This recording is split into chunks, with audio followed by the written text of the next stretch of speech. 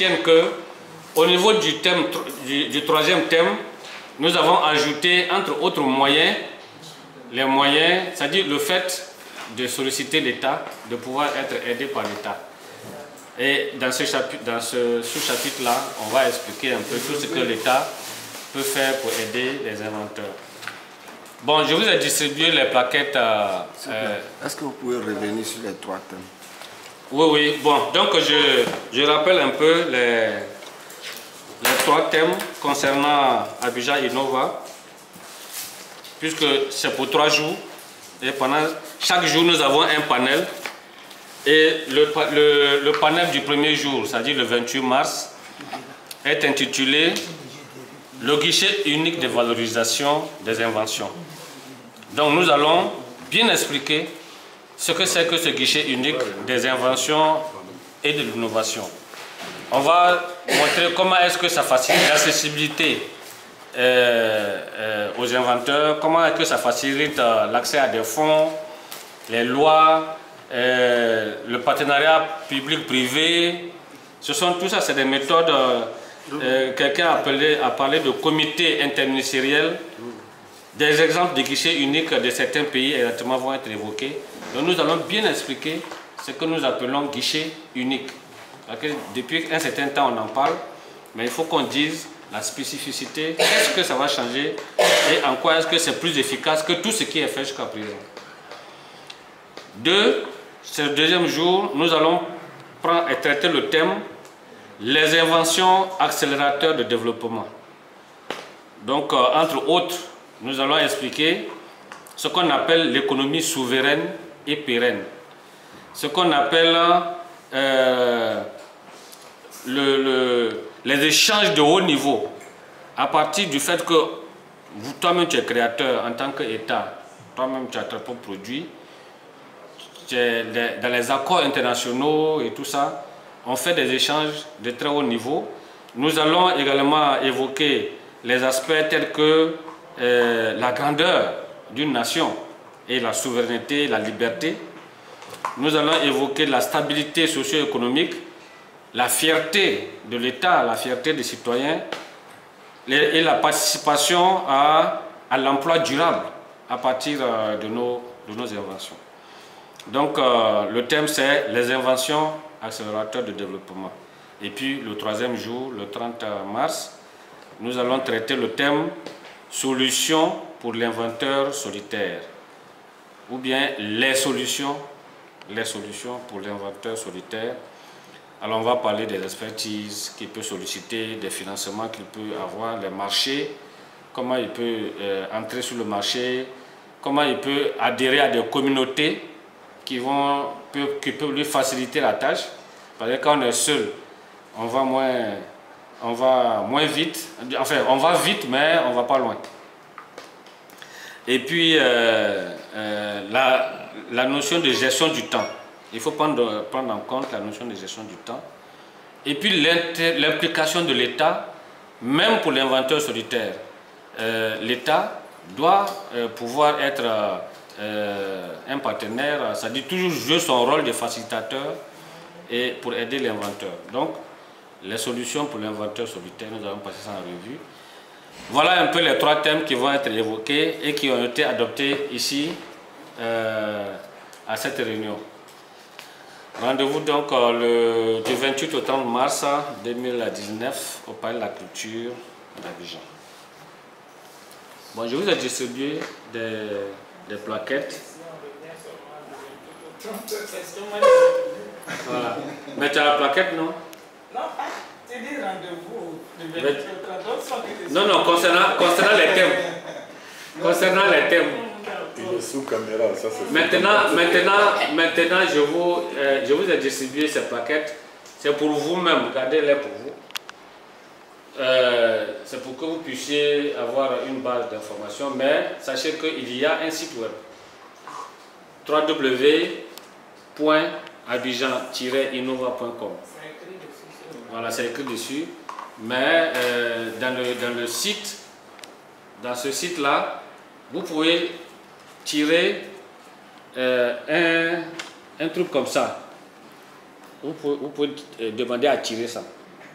Donc ça peut imprimer ça directement à l'imprimante. Vous pouvez aussi tirer la fiche d'inscription. Il y a la fiche d'inscription qui donne les différents prix pour pouvoir. On peut tirer cette fiche-là également.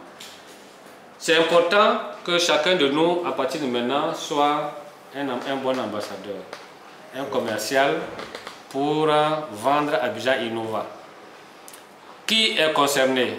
Les inventeurs, les innovateurs, mais également les chercheurs, les startups.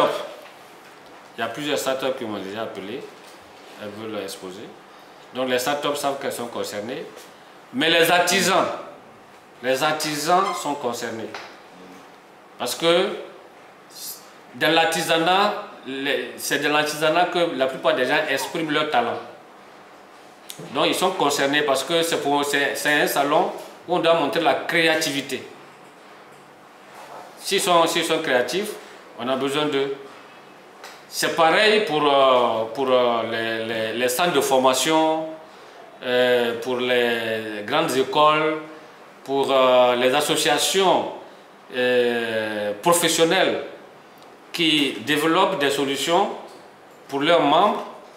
C'est aussi intéressant pour les autres agences qui aident les innovations. Par exemple, vous avez une structure comme le CPC. Le CPC aide les innovateurs, les inventeurs à développer, à valoriser leurs produits. Donc tous ceux-là sont concernés. C'est-à-dire que ce n'est pas une histoire que, bon, tu viens seulement à ton brevet ou bien tu ne viens pas. Mais tout ce qui est créatif, ça nous intéresse. Tout ce qui est nouveau, tout ce qui est innovation, ça nous intéresse. Nous avons quelque chose de nouveau qu'on veut faire, c'est le concours des créatifs, de créativité. Entre les grandes écoles. Les grandes écoles techniques. Les gens vont concourir, ils vont exposer, ils vont proposer des solutions de création et tout ça. Et puis on va primer certaines écoles. Donc ça c'est déjà lancé. Je pense que nous aurons certains exposants qui viendront d'ailleurs que la Côte d'Ivoire. Donc ça va être le deuxième plus. Et tout ce que vous pouvez faire pour faire venir des gens d'ailleurs, mais ça peut même être que ce sont des gens qui sont en Côte d'Ivoire ici, mais des nationalités, voilà, d'autres nationalités, ils ne sont pas les Ivoiriens. Ça s'appelle la diaspora, par exemple, d'Afrique du Sud. Ils sont en Côte d'Ivoire. Ils peuvent ou bien toi, voilà. D'ailleurs, on doit avoir la chambre de commerce libanaise, si vous devez venir aussi. Voilà. Donc, c'est quelque chose qui est très important pour nous, inventeurs, pour qu'on existe. Moi, je pense que l'essentiel a été fait, c'est d'obtenir l'accord de faire Innova. Voilà, déjà, c'est d'accord. Le reste, là, vraiment, aucun peu. Tu dis à tous les Yacouba qui sont un peu intelligents, ils n'ont qu'à venir. Tous les Sénifos aussi. Les Sénifos sont déjà là. Oh, on vous attend. Président, Oh. par rapport à l'artisanal, est-ce que tu ne vas pas valider? Parce que si tu dis que ça concerne les artisans, comment on va présenter ça? Parce que c'est salon Innova, on parle d'invention. Oh, oui. C'est vrai que les artisans, c'est la créativité, c'est l'innovation. Voilà. Mais quand on va dire les artisans, chaque artisan se dira, j'ai ma création, j'ai ceci. Comment? Alors, ce qu'on va faire, on va demander un titre de propriété intellectuelle. Aux artisans. Voilà. Non, ça dit que à tous ceux qui n'ont pas un brevet d'invention, on leur demande un titre de propriété intellectuelle. Si ils n'en ont pas, ils n'ont pas de place. Voilà. Il faut un titre de propriété. C'est-à-dire qu'il faut que ce qu'ils revendiquent là, que ça ait été protégé. Ok. Quand on dit artisan, le monde, il y aura le monde. Ils vont venir. Parce que quand on dit innovation, tout ça c'est pareil. Il faut un titre de propriété intellectuelle. Alors, pour ceux qui sont ici, qui sont innovateurs, hein, il suffit d'aller faire un dépôt au Biruda. C'est-à-dire ce que vous avez créé là. On vous fait un dossier avec photo, s'il y a des images et tout ça, vous le faites. Et vous faites un dépôt au Biruda. Et ils enregistrent et puis ils vous donnent un titre de propriété intellectuelle. C'est-à-dire droit d'auteur ou en tout cas chose. Une fois que c'est fait, ça vous protège. Parce qu'à Innova, il faut que les gens soient protégés. Sinon, vous exposez votre idée, on va faire défiler 5000 personnes devant vous. Parmi les 5000, là, rien n'est garanti qu'il n'y a pas au moins une dizaine qui vont vouloir piquer votre affaire.